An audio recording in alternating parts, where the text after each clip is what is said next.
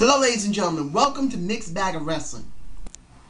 Now, if you saw my Impact review, you would think maybe I might be a bit out of my mind because that Impact was mostly incoherent, but it still achieved a lot of things that needed to be done. Genesis is not going to be a very great pay-per-view. I'm going to put that out there right now. There is no point in thinking that you're going to get a great pay-per-view. You're not. You're probably going to get something that's above a filler. But here's the thing. This Mixed Bag of Wrestling is based on hearing that TNA is going to be doing a 4 pay-per-view a year schedule now. This is so damn cool.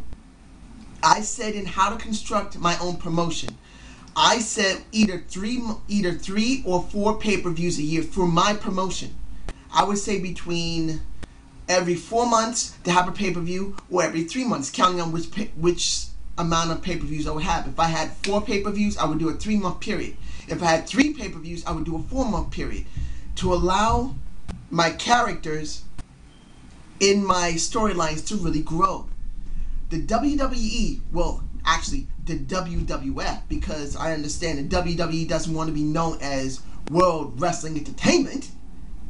But before they got their asses kicked by the World Wildlife Association, the World Wrestling Federation had at one point only 4 major pay-per-views, and you know what they are. Royal Rumble, you got WrestleMania. I'm sorry, I'm a little sick today. If I seem a little incoherent somewhat, I just took some medicine. I didn't want to forget this.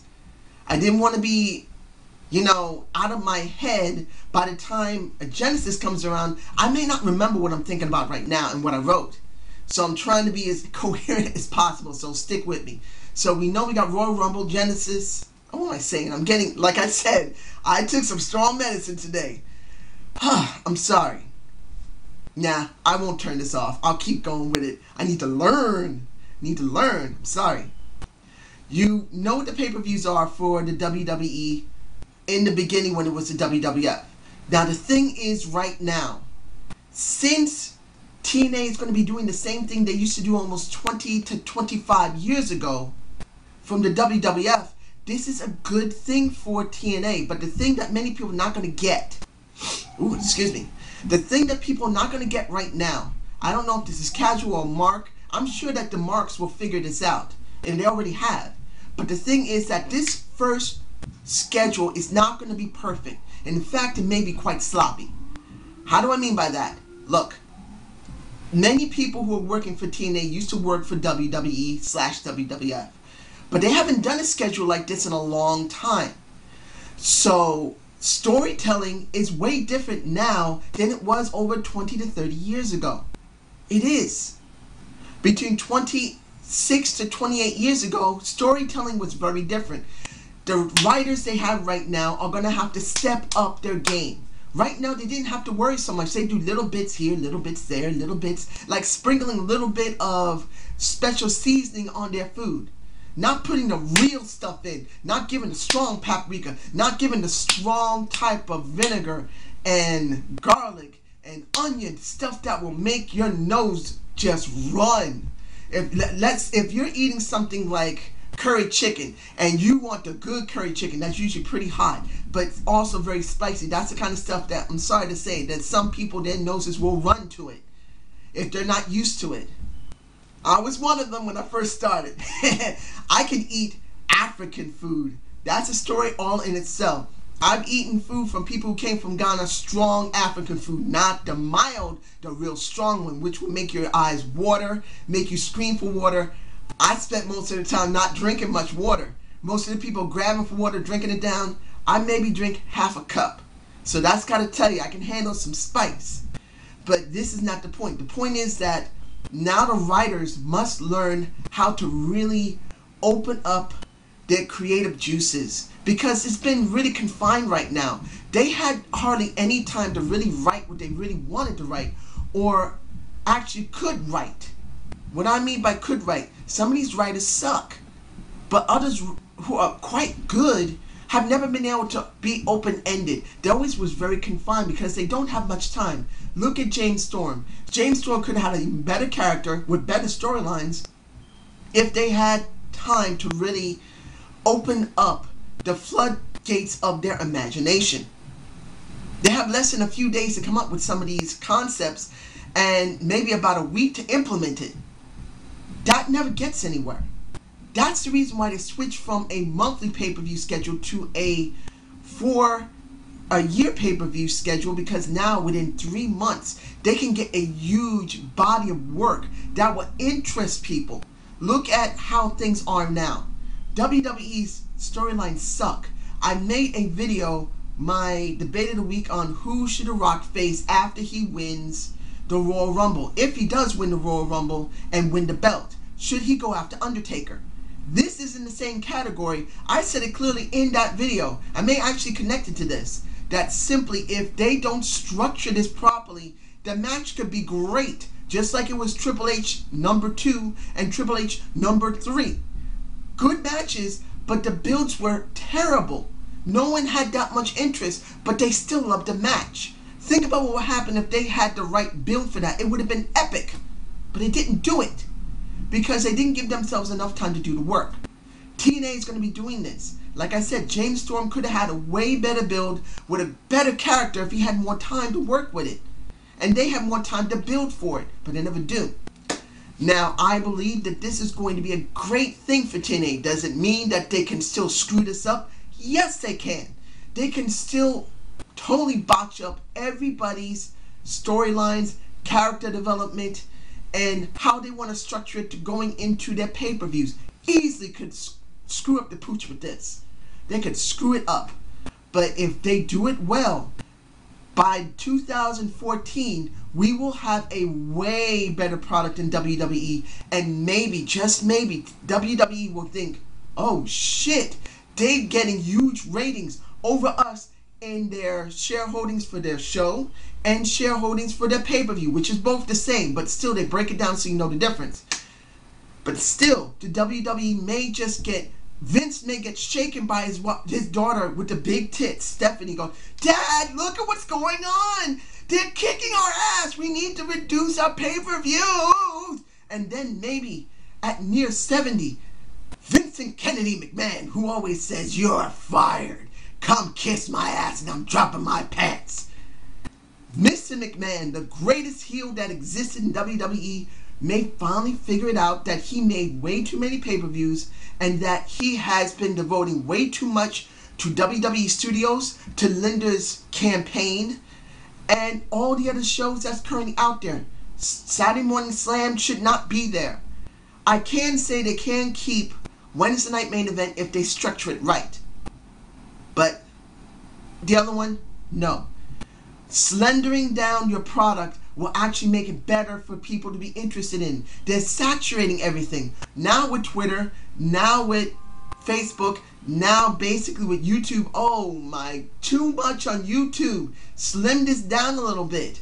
At least for now, they won't do that. But maybe next year, if TNA pulls this off, WWE's ratings, which are this, will actually come up to here and will actually be interested again. Now, the thing I'm about to talk about is the people I believe should be featured and should have some character development, or should be reconstructed because it's so bad. So let's get rid of the 1,000 pound elephant in the room. I was about to say 500 pound. The 1,000 pound elephant in the room is Aces and Eights. The concept bad, but it could be saved. I'm not exactly sure what they can do to restructure Aces and Eights. One thing I know they need to do is not let these guys lose so damn much and make them more featured.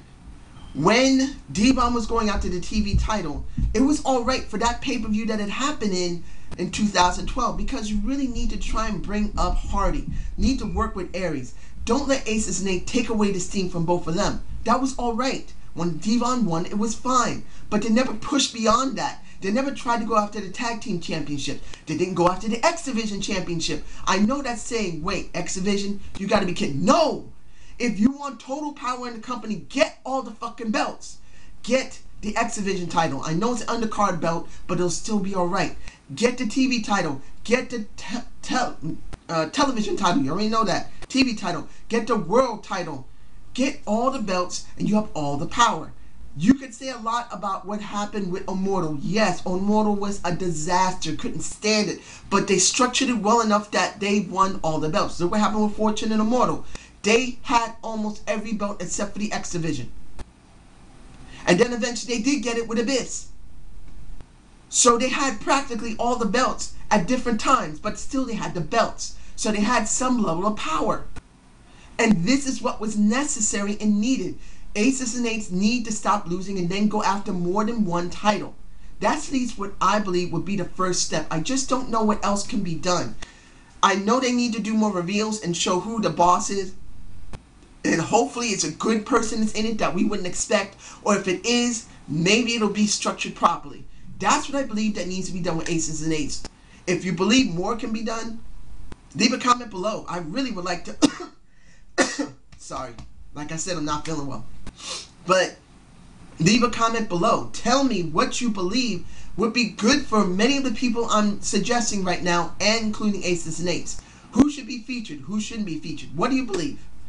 Now, the next person I believe that should be way featured and should get the title before the end of the year is one person. And I'm not talking about Storm. Storm deserves the title. I'm hoping they'll do it in the middle of the year.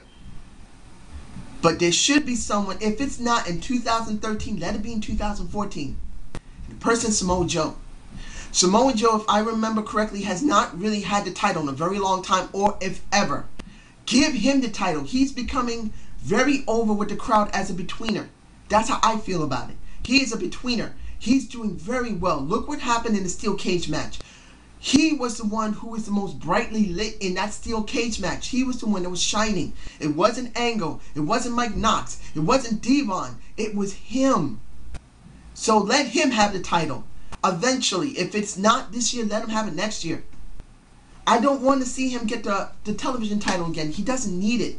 He needs to be prominently featured. Let him have a feud with basically Austin Aries. We didn't even have a feud with them. We just had a match. Those two would be good together. They have probably good chemistry. That's what I'm hoping for. That's what I'm hoping for Joe. This year or next year, let Joe get that title. He deserves to run with it. And now the next person, and that's James Storm, the greatest man that loves to drink some damn beer and kick your ass.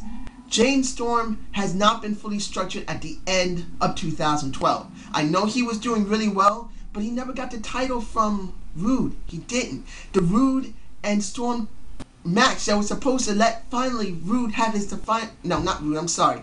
Storm have his defining moment was not there. It wasn't. We all expected that Storm was going to finally beat Rude. But by lockdown of last year, we didn't get it. What did we get? Storm kicking Rude out of the ring, and then Storm having to reevaluate his life. But then he won what? He won the BFG series.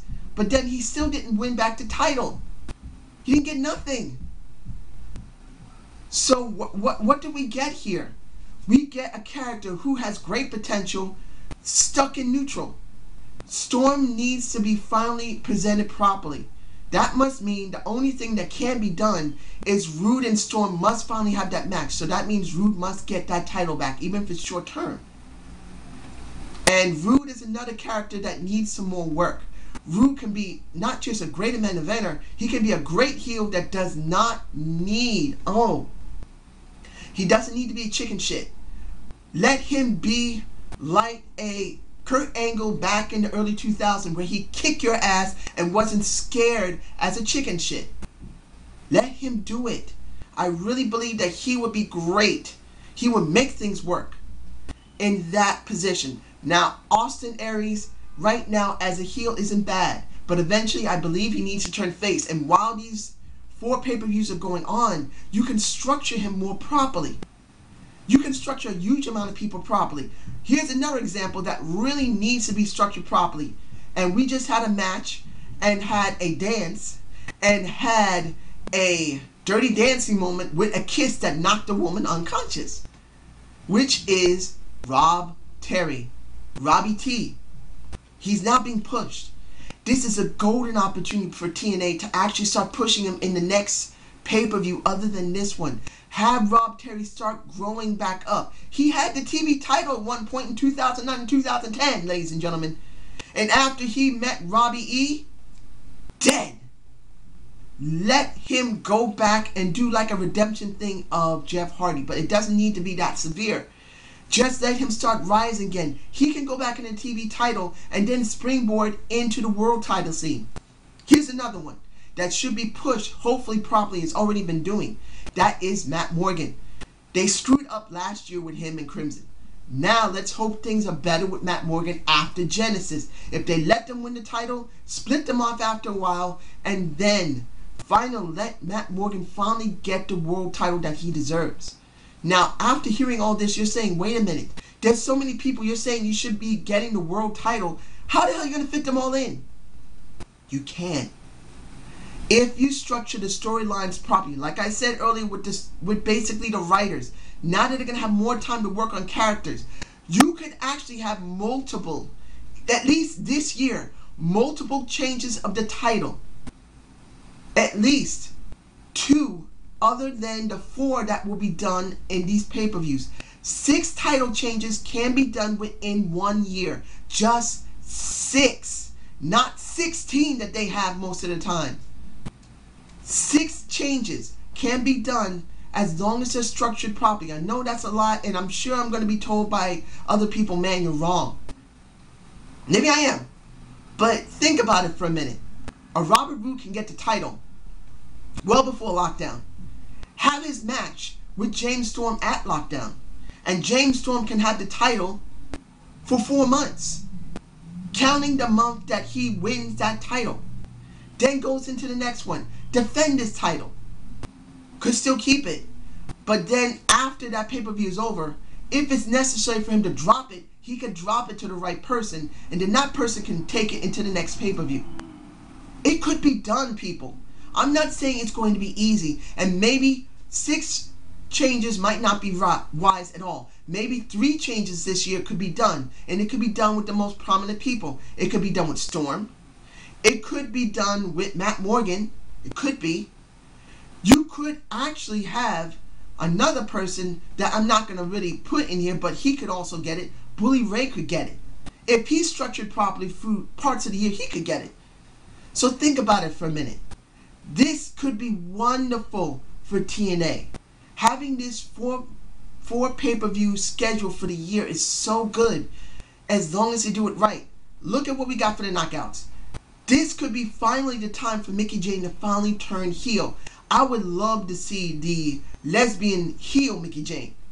I've seen some of it with Trish Stratus. I'm not a big lesbian person. I'm not big on lesbianism. But you know what?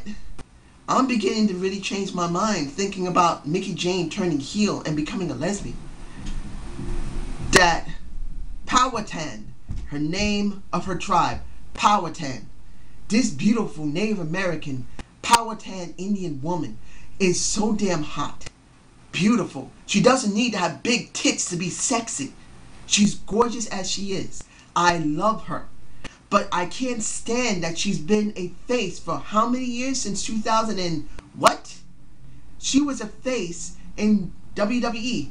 She came to TNA still as a face. That's around this almost the same time as John Cena went into the main title scene, about 2005. How many years is that? She's been a face? Who wants this anymore? I don't.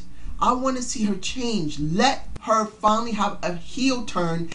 Make it as she was in WWE. No one would complain about it. They could, if anyone does, it's foolish. Who has seen Mickie Jane heel? Not many. They remember in WWE, but this is TNA, an entirely different animal, and this could be great. Who else could turn heel? Miss Tessmacher could turn heel. We'll get a chance to see if she's going to be good as a heel. It's good to see that sometimes you change them up. If they get over well enough, you don't need to change them. Miss Tessmacher has been very good as a face. But eventually, maybe you want to turn her as a heel briefly just to see what people think. Because of the length of the storylines that could be done now.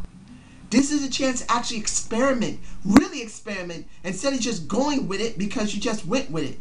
You can actually give it a couple of weeks. Give it a month. Give it a month for someone to be healed, and if it doesn't work, and obviously sometimes it just doesn't work, you switch them back to face. But at least they won't do it in a pay-per-view. It could be done on the show, and it'll make more sense. This is another thing that needs to be done. Now, there's one person here that I really believe that needs to be worked out before another person comes back, if he comes back.